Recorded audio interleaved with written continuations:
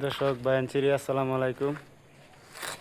Bit ফলতে কাটতেছি সেই মাথার তুলে আনো কাটতে একবার পাইতেছি না। জি যে না কাম তো জানি নি কিরম মশলা একবার মারলে ডাইরেক্ট ফুগাই যা না কোনটা কমাইব। দর্শক দেহ হয়নি যে রাউন্ডাও আছে যে রাউন্ড লইয়া মারতাছি। আল্লাহ বাসায় রায়নি মেরে শেষ করবো। দেহ হয়নি যে বিট মেরে আগ বাড়তেছি। বসলাম মনে করে শেষ করে একটা ভিডিও দিতাম। দেখতেছি যে সময়ের টানাটান লেগে যাবো।